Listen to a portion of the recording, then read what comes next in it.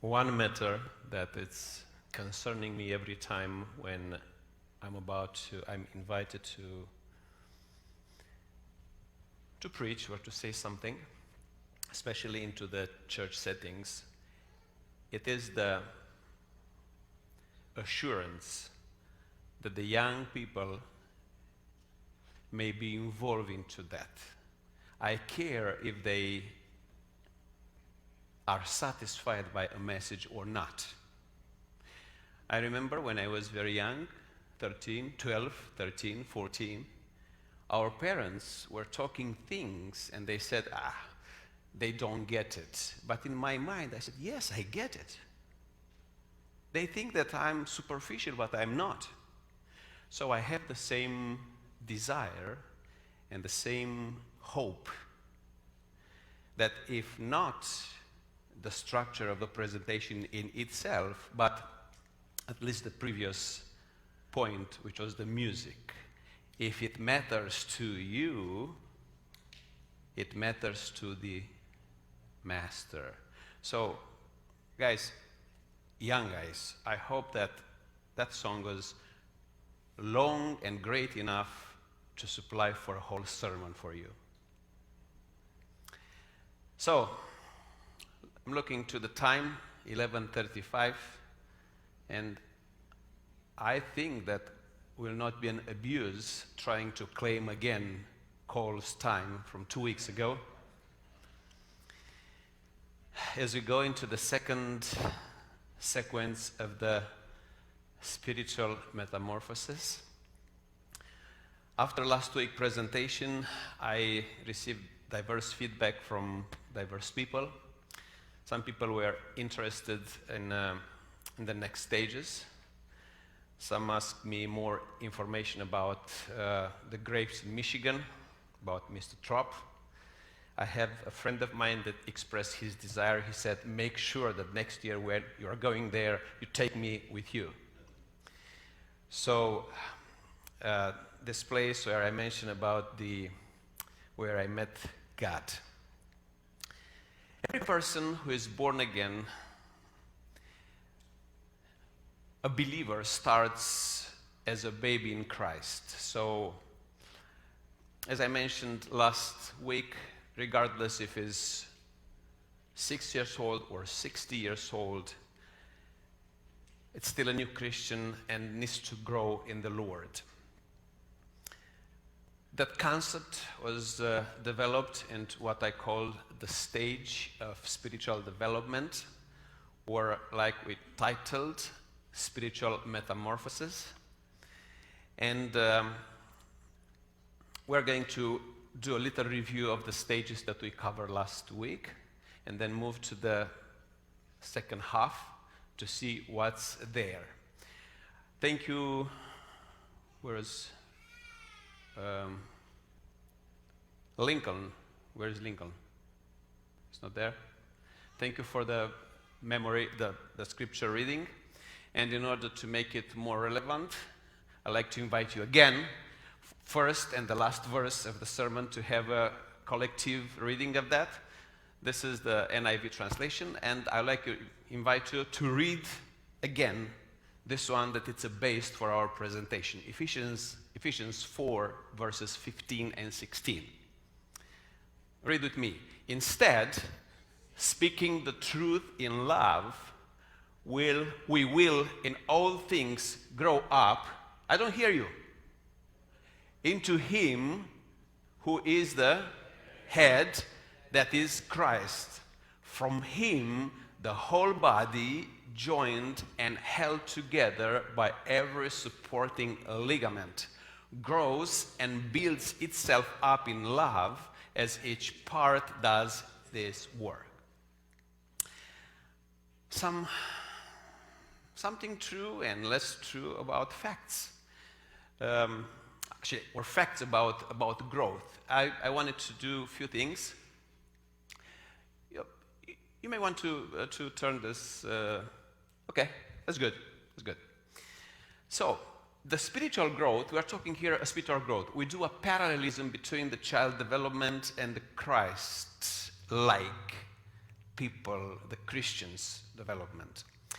The spiritual growth has nothing to do with, number one, our position in Christ. We need to make sure that.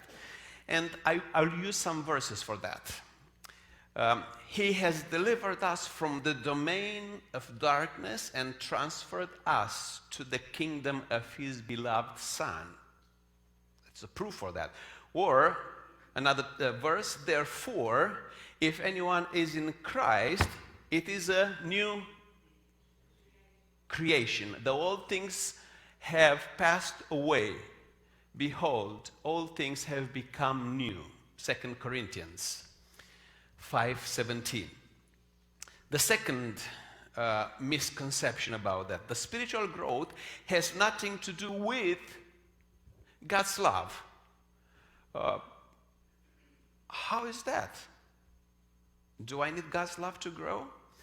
But God demonstrated his only love for us in this: while we were still sinners, Christ died for us. Romans 5:8. Another thing that we may get it wrong, the spiritual growth has or has nothing to do with what? With the time. I showed you a picture last time. 25 years membership in a church is not transforming someone into a developed Christian. A baby Christian that was converted 40 years ago is a tragedy. That was the observation in Hebrew 5:12. For though by this time you ought to be teachers, you have need again for someone to teach you the elementary principles of the oracles of God. And you have come to need milk and not solid food. So, the spiritual growth has nothing to do with our position in Christ, with God's love, with time, and also with accumulated knowledge. The fact that you study for 20 or 30 years is not helping that growth. Knowledge puffs up, but love edifies. And finally, the fifth one, the spiritual growth has nothing to do with our position in Christ, with God's love, with time, with accumulated knowledge, and with active religiosity. We live into the church settings, and we believe that we need to be religious. However, in Matthew 7:22 and 23, it's Jesus saying here, many will say to me on that day. What day? That day we are looking for, right? Lord, Lord, did we not prophesy in your name, and in your name cast out demons, and in your name perform many miracles? And then I will declare to them, I never knew you. Depart from me, you who practice lawlessness. So, go back to the 6 stages of spiritual development, of spiritual metamorphosis. The first stage was there, we mentioned last week, romance stage, understanding God, the conversion. We call it like that, the first love. In order to be more efficient with review, I just created a chart for each stage that it's not for you to read it, to stay there to read it. I can read it, but it's there to give you an idea about that. So we'll have description of the stage, we'll have side effect risks, and the growth ways, in what ways we can grow. Description. What is the stage 1? It's a personal epiphany in a collective experience. The first one coming to the church and looking to that. It's an orphan adopted by a family. I had no family, but I have a whole family right now. Is the God of a moral tribe. It's an innocence, joy, enthusiasm. I'm loved and fulfilled. I feel well. What are the risk side effects? I feel unworthiness. Nothingness is there. I'm naive, ignorant, confident, and vulnerable like a baby. I have fear of God, fear of Satan, of others, of sin, of organization, of wrongdoing, of punishment, of loss of the belonging that can parasitize or paralyze you. So what is the way to grow from the first stage? Recognize your personal worth. Then you may join a small group. I hear again and again from here, we have a small group ministry, we go to there. Look for patterns. What is repetitive? Choose an honest, transparent mentor.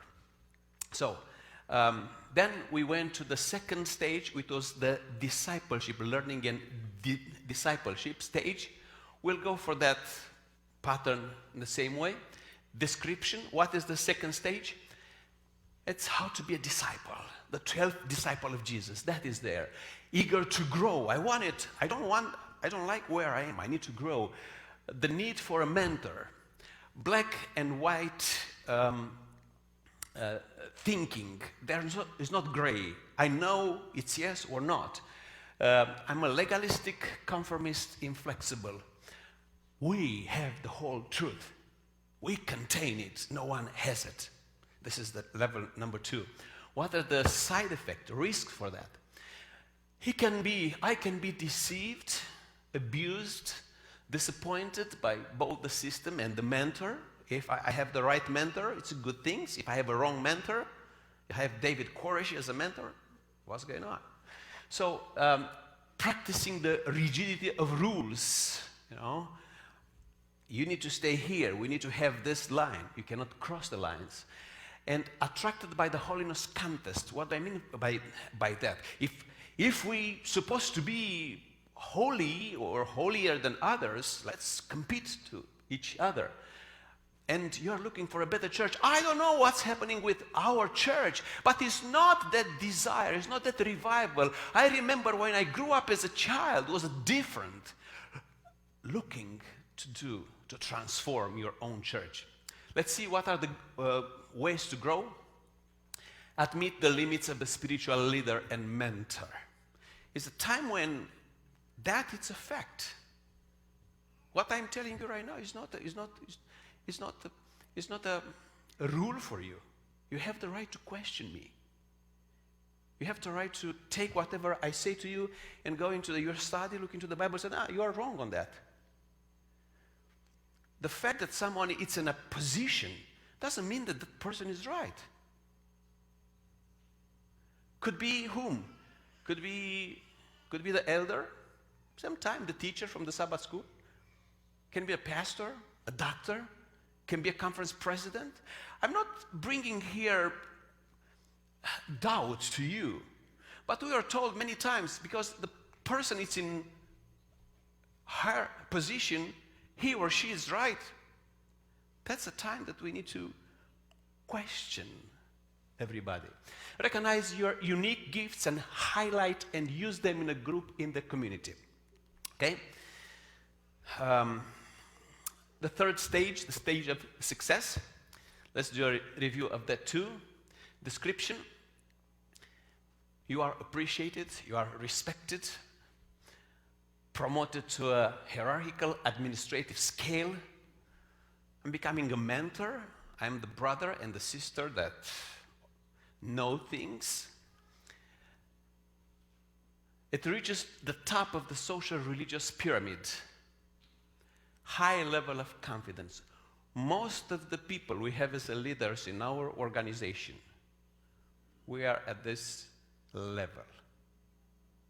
It's a level of success. You are heard by the people. You can talk to others. Let's see some side effects. Feeling of graduation. Finally, I arrived. I'm here. This is my celebration. The power, it's corruptible. I don't know if you heard that. Grew up as a child into the church. I had a particular person that I have it in mind that alternate terms to be an elder in the church, the head elder. After 2 or 3 years, he will not be elected, and then will be again. And as many times he was not an elder, he was the best friend, including of the youth. When he will become an elder, he was a totally different person. Power corrupts. Feel proud and self-sufficient. That maybe talk one full presentation about that. I'm not staying on that. Religious politics creates a toxic atmosphere. I have a theory that I developed and I checked with it in the many places, geographical places around the world. And my theory is that the church copied the style and the environment of the society where it does exist. In other words, the church in the United States, I'm not talking about Adventist church, every church. The church in the United States looks like the politics in the United States. The church in Romania looks like the politics in Romania. The church in Rwanda looks like the politics in Rwanda. It's not identical, but has influence on that. So the danger of capping, we are here, where else to go? We already have a good service, a good church, a good people. Is there any place? The dragons of power started to feel offended by others. Did you see what, brothers and sisters? I am the leader. They offended me in doing that. That belongs to the level 3. Abuse of others. Of course, we can do that without knowing, but it's still an abuse. So, went to the dark night of the soul transition, which gives us to the next stage.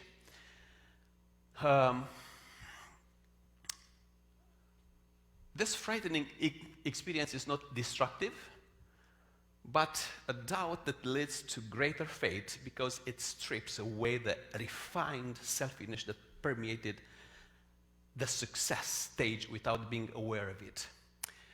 I have a chart for this level 2 description. Certainty disappear. What I was very sure for the last 10 years is not there anymore. God seems distant. Where are you, God? He's not talking anymore. Personal spiritual success is unsatisfactory, superficial, even selfish. A deeper feeling of anxiety, dissatisfaction, and insecurity nestles in your soul. Is there anything else?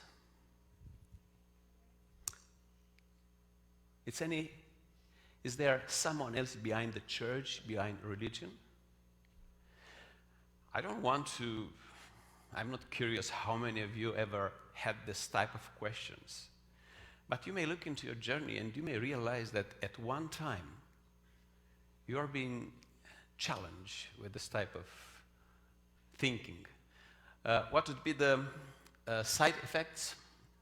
A risk, an inner struggle. Nobody knows my soul. Most individuals stop researching, so I don't care, I don't need anything. The pain is too great to be noticed. Why give up the comfort of a community that still knows nothing about your soul struggle? You know, it was better there on the stage 3. Why do I need to go into this wilderness? Guilt, shame, betrayal, disappointment, so on. So we stopped here last time. Let's go to the next, the 4th stage. But those who drink in the suffering as a call from God move into the 4th stage. Up to this point, we accepted the purpose of the church or our own ambitions, achievements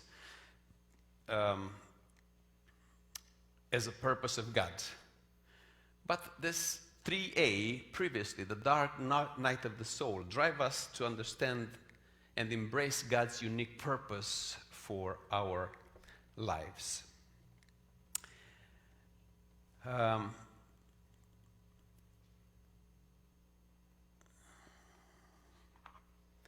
I'll try to summarize and to see what things we can learn out of this 4th stage. We have a strong sense of purpose in the stage 3. In stage 4, we spend more time alone. We love to study deeply and to pray. We are eager for the kind of mentors who have walked this way before and can help us to dig below the surface. We become frustrated with the shallow and surface relationships. This is a main issue for stage number 4, relationship. We have been satisfied with God's direction and sense for our lives, but now we want a more personal direction from God. We want to discover our uniqueness, unique purpose that God designed us for from the beginning. A purpose unlike any others on this earth. If you are a lawyer, if you are a doctor, if you are a pastor, you realize that you are losing your jobs in heaven. There is not calling for you in that capacity in heaven. But if you have discovered God's unique purpose for your existence, you will continue to exercise that purpose through our eternity. So here is a time when you find something that you can do it not only on this earth, but continue to do through the redemption and salvation level. You may discover that many of the rituals and practices of your faith tradition doesn't work for you anymore. You yet are even more bounded to those in those traditions who have found their unique purpose as well. This is also a time to experience healing of unresolved psychological and spiritual issues as well. In a sense, this is a move from the head to the heart. It's like, I can call it the second conversion. We had one into the first stage, but this is the second one. The sense of romance with God that returns back to us at a deeper level than before. Each stage offers an increase in both intimacy and vulnerability. It is an increase in vulnerability that causes some people to be reluctant to get close with anyone. There are points of concern with stage 4 as well. And as I mentioned, for the first 3 stages, one big concern is to be stuck to one of this, level 1, level 2, or level 3. That might happen here at level 4. People can get stuck and stop growing spiritually. Stage 4 people may develop some negative thinking or discouragement. They are sometimes consumed with self-assessments. They spend huge amount of time journaling, processing, and in self-absorption. They may be constantly wondering why and never finding answers to the questions. I don't know if you have experienced that in the past. Into my life, I had questions like every curious child. And going up into the studying things, I found out that I thought that if I'll go there to study that field, I will solve my answers. Every time I tried that, I ended up with more questions than answers.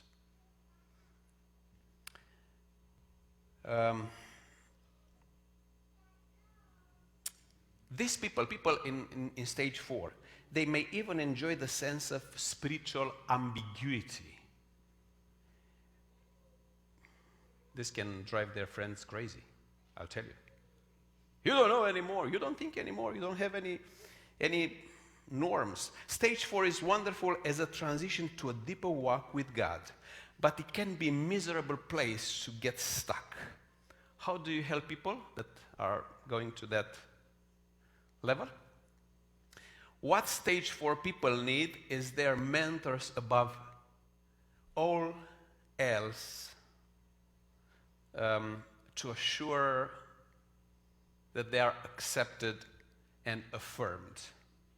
They tend to be very hard on themselves. Help them know that God is with them in their questioning, searching, and even doubting. With the help of a high-level mentor and much solitude, stage 4 people can be ready to grow to the next stage. They can hear God's call to move back from the inward journey to the outward journey, to go back into the Word. So, before going to the stage 5, I have a review chart for this as well, description. So, what is journey inward stage? If you accept the challenge of continuing the race, the stage of internalization begins, of looking for a way to communicate with God without the mediation of the religious leaders. Is that be possible? That is the main question of the religion that depends upon priests. They are helping people to achieve something. But on level 4 is where you don't need someone else to contact, to relate directly with God. You need a mentor, but you don't need someone to intercede between you and God. You are desperate for a face-to-face divinity audience. And you may ask the question, where are you, God? If you exist, talk to me. I learn about you in the church, but here I have a situation. My brother has coronavirus. Where are you?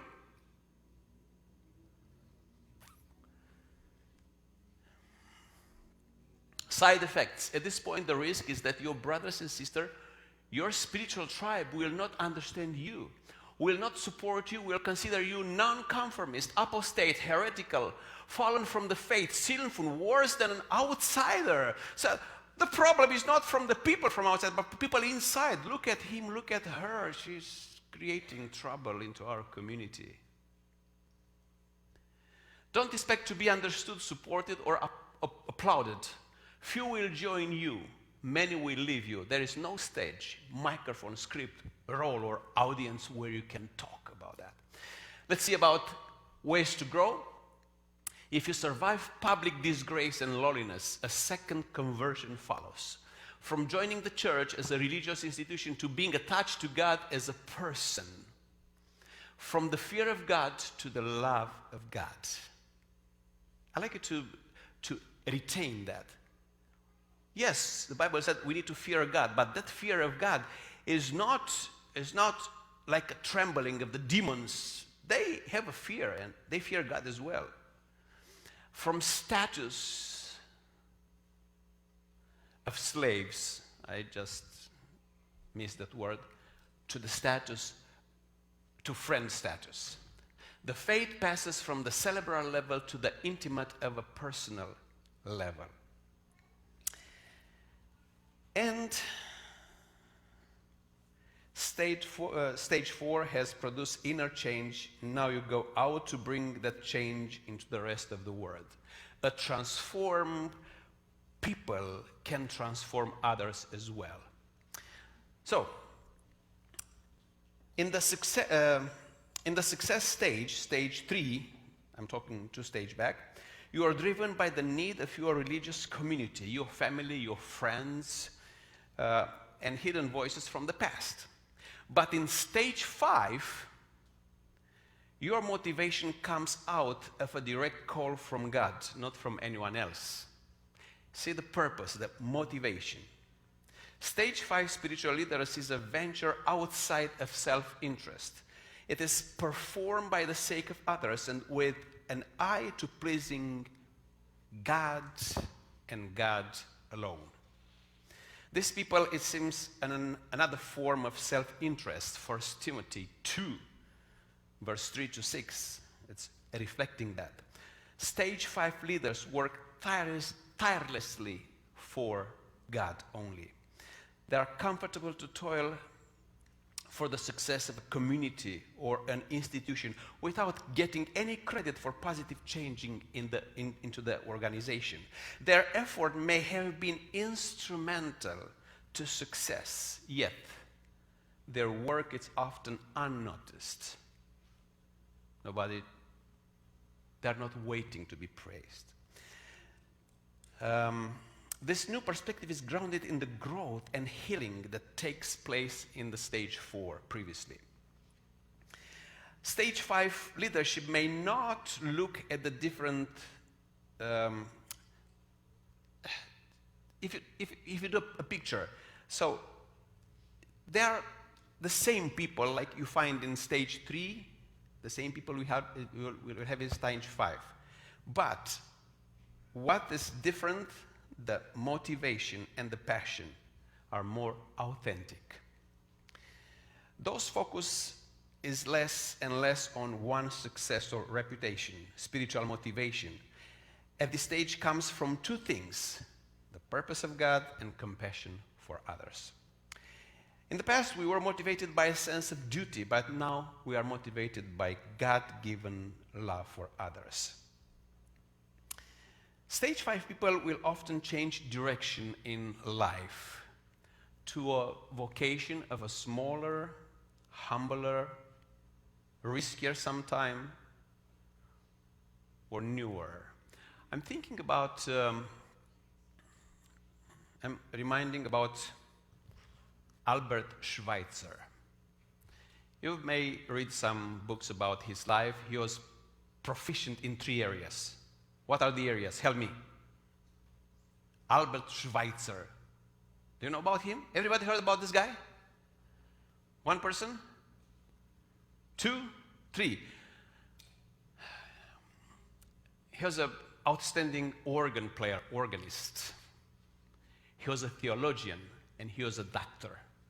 And yet, when he had the highest influence into the Europe of 19th century, he decided to leave everything and go into West Africa, where he started serving the people in need. Nobody else mentioned him. He was not exposed to the public anymore. However, he influenced through this example more people in this life that he could do it just remaining and performing to the level he had at the time. So how do you recognize this stage in someone else, stage 5? It is similar with stage 3, but the motivation is different, I've already mentioned. The person, it's peaceful and patient rather than stressed and driven. It is that they have come out of a deep crisis. They are unafraid of people or whatever situation may cause. Think about Daniel, the prophet Daniel.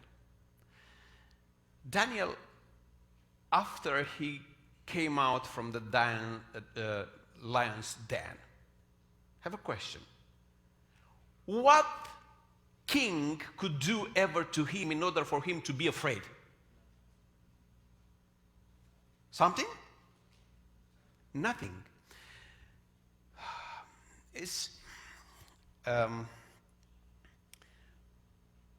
What are the points of concern with people in stage 5? Stage 5 people may appear out of touch with everyone else. They may seem indifferent to some of the practical concern of everyday life. They have become counterculture. They take their marching orders from God, so they no longer fit in with an expectation of a world that it's out to be productive and to win. People at stage 5 may appear careless about things that really matter at early stages. They are not longer attracted to religious controversies. They are no longer attracted to, interested in fighting over the details of creed and rules. They may even seem less spiritual. They connect with God naturally in the course of the day and don't feel as much need for rituals and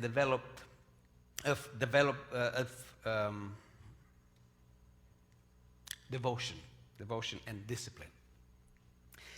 The essence of stage 5 is to be driven by God's call and the resulting passion to please Him rather than the expectation of others. Stage 5 leaders are driven by compassion for those others, for those who don't care about. And in so doing, they are turning their lives to the heart of God. I'll say something. Remember Jesus Christ into his ministry. I'd like to address an issue that it's sensitive for many of us. We mentioned in the past that a lot of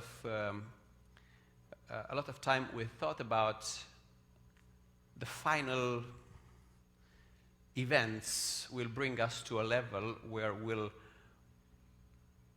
make the difference. Whom do we worship? And we preached in the past, we continue to preach that the final separation between the people would be the worshiping on Sabbath or on Sundays. While I don't question and I don't challenge that, I'm not getting into that, I see that today the people are divided into the wearing of mask or not. I really appreciate this community that is flexible to the others, those who are wearing, for those who are not wearing. But you need to know that here in Triad, there are churches that have zero tolerance for that, and including Adventist churches. And there are people who said, I don't want to go to a church where the people don't wear the mask. Oh, I'm going to the other one. So people are taking sides according with this fact today, wearing or not wearing. While it's not my purpose to say is good that or that, we're not here to say which one is better. I want to say that someone may do it to respect others, but we cannot force someone to believe what I believe. Jesus had the courage into this stage 5, to touch the lepers. Do you think that was permitted into his time to touch the lepers? No way. They were living outside of the community.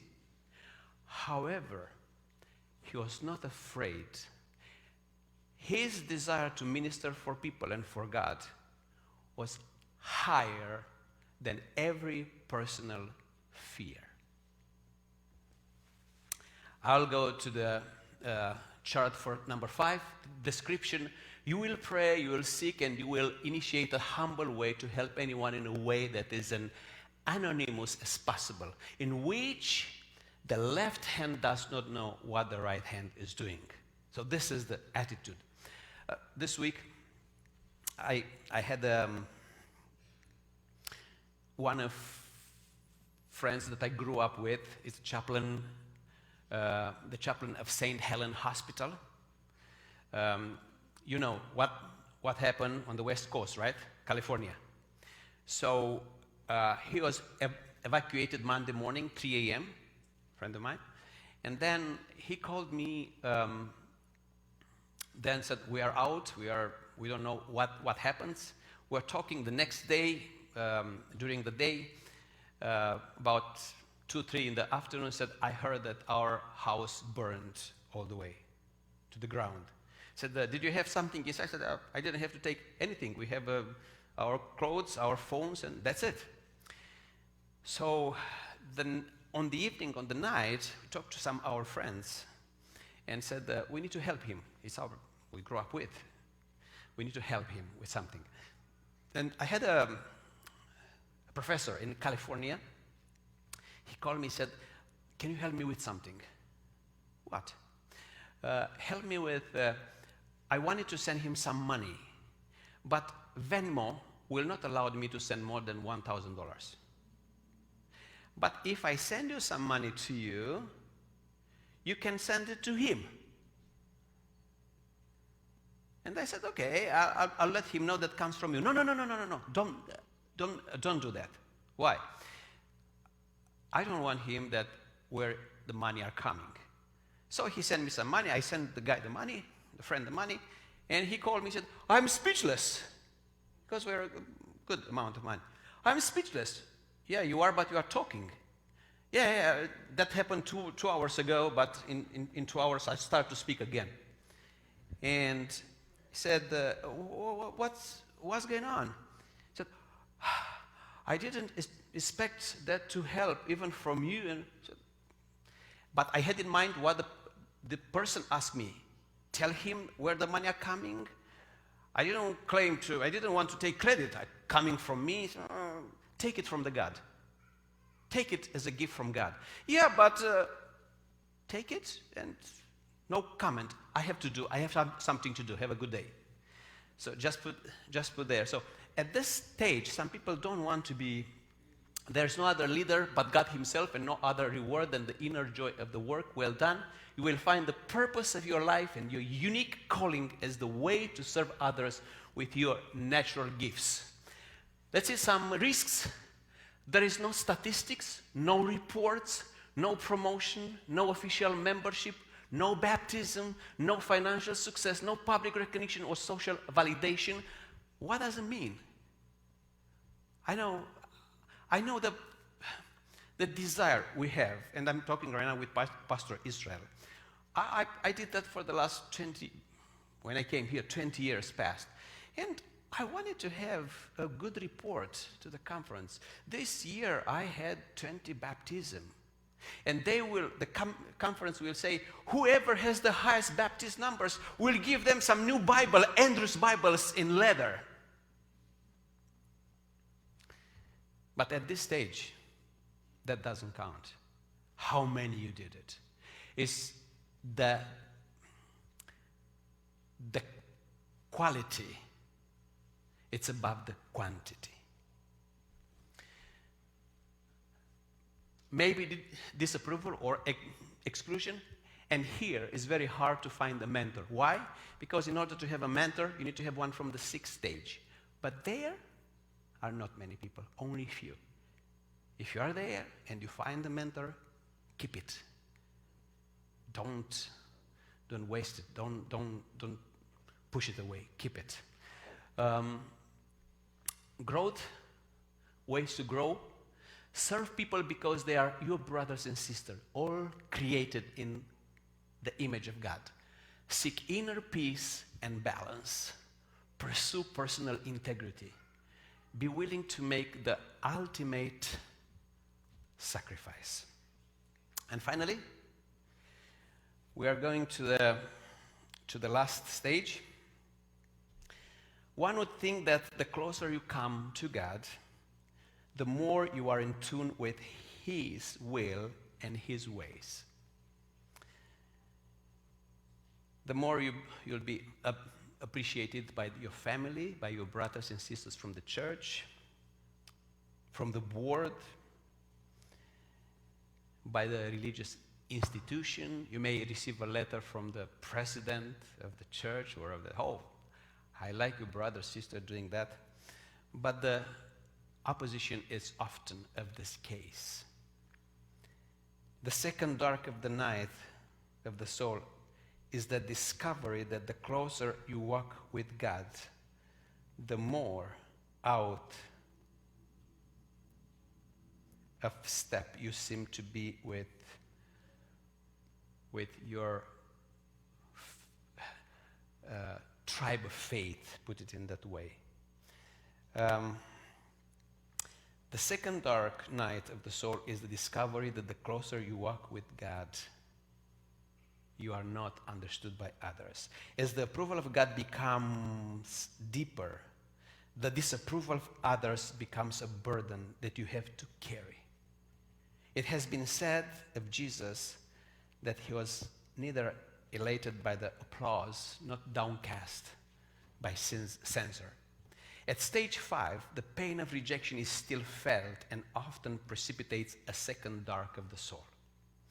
What is the purpose in the plan of God? Another opportunity of heal, another opportunity to grow. Humans are like onions. They have a lot of layers. layers upon layers of selfishness and hiding from God that need to be peeled away one at a time. We are attracted to a person who is in stage ahead of us, but we are perplexed by a person who is 2 stages above us.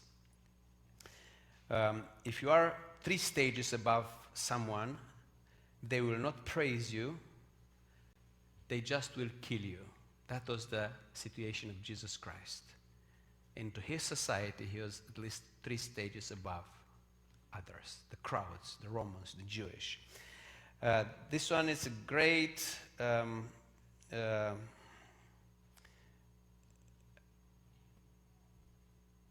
watching to the time. Let's do that. By now you wish that we stopped to level 3 and there was the end of everything and the success there and the marching. We're marching to Zion all the way into the level 3, going to the kingdom of God. I'd like to mention Jesus' 2 big crises into his time, which is the correspondent of the 3A and 5A. The first one was Jesus' wilderness for 40 days. He went out to be tempted by Satan. How he came from the wilderness, how he came back. Was he does he have any refresh view of his ministry? Sure, yes. He came there with a new vision of his ministry. One step before his crucifixion, he had the second dark of the soul into his life. What was what? The time spent into the garden of Gethsemane. There he feared that he is rejected not only by the people, but what? Even by God himself. So this crisis comes into the life of some people. Maybe once a very, very dramatic, or by section, little by little. It is a real sense, in a real sense, the second dark night of the soul brings to human beings a test of what Jesus ultimately experienced. I should make it clear that each dark night of the soul is a reality and a necessary part of the deepening walk with God. We might wish that we're not so. So we might prefer the gospel of success, in which money and praise flow constantly in the direction of those who are faithful to God. And this is not intended as a criticism for those who are successful. I do believe into the people of God that are leading others toward his kingdom in a successful way. But the dark night takes different forms for different people. For some, it is a huge, overwhelming burden that occurs once or twice. For others, it may come in smaller increments. The dark night is actually good news. It is an indication that God is not finished with you yet, that there is more ahead, that this purpose for us is deeper and more connected than we can imagine now. When we drink in each dark night, we are make ready for the journey that lies ahead of us. So here comes the last stage, the life of unconditional love. Those who work their way through the second dark night of the soul reach the 6th stage, the stage where unconditional love becomes the rules of one's life. As I mentioned earlier, very few people, alive people, are coming to that stage. They have allowed God to charge their hearts to experience his mercy and compassion even toward enemies. Many people feel uplifted simply being in their presence. stage 6 people have truly learned how to forgive, they see others through the eyes of God. God's behavior becomes their model. Remember the parable of or the story of the person who owned 10,000 talents to the king. So God's mind. They treat others as if they were serving God himself in person. And here we can bring in the whole passage of Matthew 25, how to treat others. 6-stage people may not completely renounce material things, but they certainly need them less than others do. They are free from the things that bring anxiety to others. Stage 6 people have little ambition to be well-known, rich, successful, noteworthy, goal-oriented, or even spiritual. They don't lose heart when others criticize them because their inner soul is grounded in the love and approval of God. Since this is stage 6 is a goal of the journey, where we wish, like we had the opening song, Higher Ground. There are no humans left to mentor people in stage 6. Instead, they are mentored directly by God himself. It also makes no sense to speak of getting stuck into the stage 6, like previously for 1 to 5. The only issue would be maintaining one's place there, staying there. While stage 6 people are an enormous blessing to the world, they have an extremely hard time fitting into the religious institution or even normal human society. One would think that unconditional love would cause them to be the most popular people on the earth. But the reverse is the case. There is no more destabilizing behavior than unconditional love. Stage 6 people love everybody, including the people I can stand, even my enemies. I think I mentioned last Sabbath, if you want to obtain the disgrace of your friends, start to love their enemies, and you will see what will happen with you. Make that knowing to your friend that you are in touch and you love their enemies. People cannot stand that.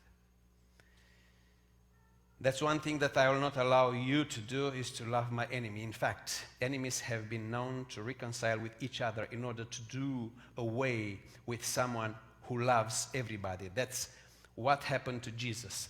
Pilate and Herod reconcile over the trial and condemnation of Jesus. People who love everybody often find themselves isolated from nearly everybody because they seem to be a threat to a system that favors one person over another, one group over another. And I'll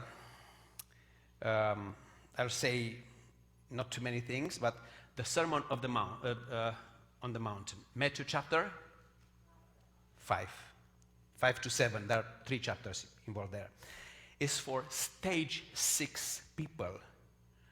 No one else would even know where to begin with that sermon. Stage 6 people know what it means to be poor in spirit, meek, hungry, and thirsty for righteousness. You can smug a stage 6 person on the cheek and not raising up the fury response. They may simply offer you the other cheek. This is not normal in human behavior, but is Christ-like, God-like behavior. As I have said, few in this life achieve this level. Jesus was talking about stage 6 people when he said, whoever finds his life will lose it. And whoever loses his life for my sake will find it. Matthew 10, verse 19. So we might prefer that the stage of faith ended with stage 3, the stage of success in human terms. We would like to believe that the closer we come to God, the more others will recognize that closeness and honor us for it, like they do to the prophets of the ancient time. But remember, no prophet was appreciated into his time, but much later. So, the journey of faith does not lead to glory in human terms, but it does lead to glory in the eyes of God. And that is no spiritual growth in all about in ultimate terms. It's all about God, finding them, learning about Him, teaching others about Him, learning to listen to Him, seeing the Word through His eyes, loving others the way He loved them. It's all about God. Or like the German theologian said it, I think Bonhoeffer said, the call from God in your life is to prepare for the highest sacrifice, to prepare to die for Him. I will, I had the chart for this one as well. Unconditional love, description, physical appearance, immoral past or present behavior are irrelevant. The global village, it's your family right now. There are no rules, only principle, which in the end can be reduced to one concept. Represent God by loving people for Him and His sake. Risk, due to the lack of popularity among religious institutions, stage 6, that of love of neighbors as a representative Jewish among us is particularly rare and difficult to achieve. Hard to find friends at this level. Growth ways, maybe that's what Jesus meant when He says, everyone will hate you because of me, but take heart, I have overcome the world. Don't stop becoming. There is no final destination. Conclusion, I'm getting over them because I'm mentioning into that. And I like to end with the same verse, Romans 12, and invite you to read this one. Read with me. The first and the last verses, use it. Read with me. Do not conform to the pattern of this world, but be transformed by the renewing of your mind. He put this concept of spiritual growth into these words. God is love, we are little children. God is life, we'll be like Him. This love that makes us happy. This love that smooths the way, it helps us mind, it makes us kind to other every day. Again, as a appeal of ending these stages, we run through them in order to finish it. There are more time that we can spend into that. We need to realize it was told that those preaching love is a cheap grace, is not the cheap grace. The unconditional love is the highest stage. That means I may love my neighbor, my family, my brother, my sister, regardless what they did. He may be Hitler, my neighbor, but that is the ultimate level that God is inviting His people to go there. So, if you want to participate to the unconditional love desire for you, I'll invite you to stand as we close our service today with the song, "This Love That Makes Us Happy."